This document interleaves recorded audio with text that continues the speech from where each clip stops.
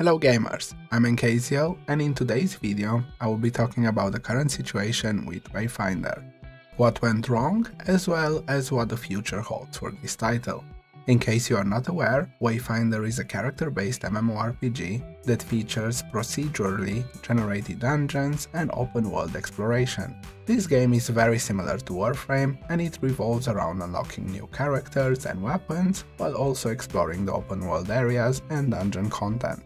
This is a game that showed a lot of promise, with developers actively taking feedback and being very quick to implement it in the previous test phases. And then the early access release came, and sadly it kinda flopped, and right now it has around 500 concurrent players on Steam. Together with the players that play on PlayStation, it probably has around 1000 concurrent players. I say kinda flop because 1000 concurrent players is enough to enjoy the game, but it's not ideal. I would say around 5000 concurrent players is what you want in an MMO at the very least. So let's talk about why this happened and if there is any hope for the future of this game.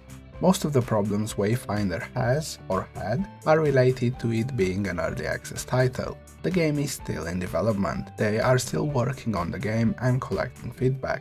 It features a paid early access for those that believe in the project and want to support it during its development. While the price is extremely low, only being £13 for the lowest package, it is still a monetary investment that some people might not be willing to make. The fact that this game is still in development was something that a lot of people overlook, and a lot of problems that I'm going to discuss will hopefully be fixed before launch. So with that in mind, the first problem that Wayfinder encountered was server issues at the early access launch. Sadly, this problem lasted for around a week. And by the time this was fixed, a lot of people were already pissed with the game.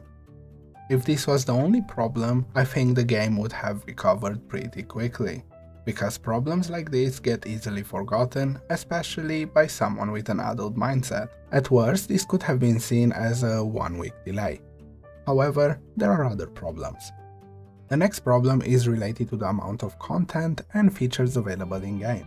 I would say the game has around 100 hours of content if you don't consider grinding all the weapons and characters. Grinding weapons and characters is one of the main appeals of a game like this, but I believe it is not implemented correctly, and we will talk about it in a little bit.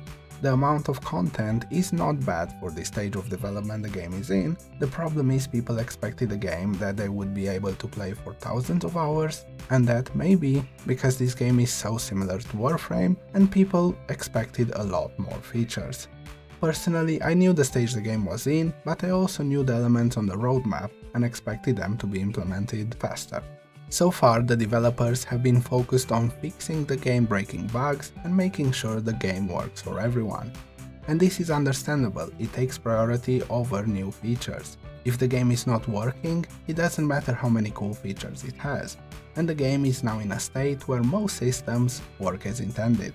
That being said, those new features will come, and there are a lot of cool features on the roadmap, like character and weapon advancements, account-wide progression, guilds and guild content, including guild housing, mounts, gliders, pets, of course new dungeons, new weapons, new zones, new quests, and more of what is already there.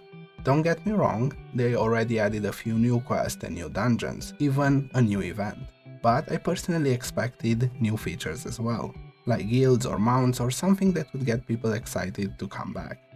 I have a certainty that they will start adding stuff like that now that most of the game-breaking bugs have been fixed.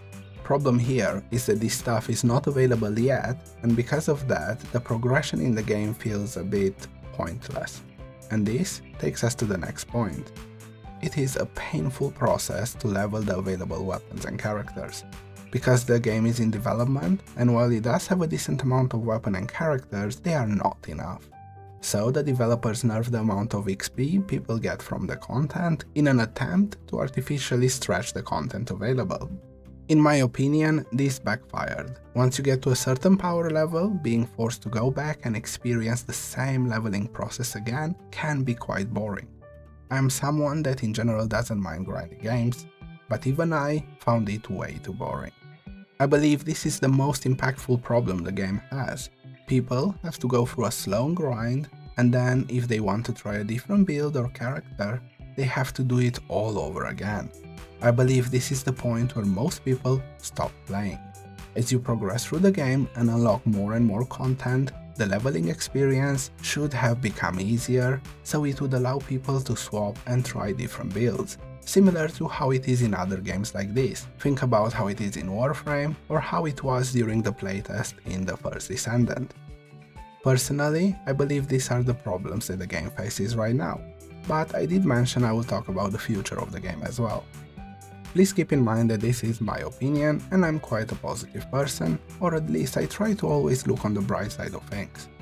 From my point of view, despite the problems the game has that are not easy to overcome, the game still managed to maintain an audience, and from here things should only get better.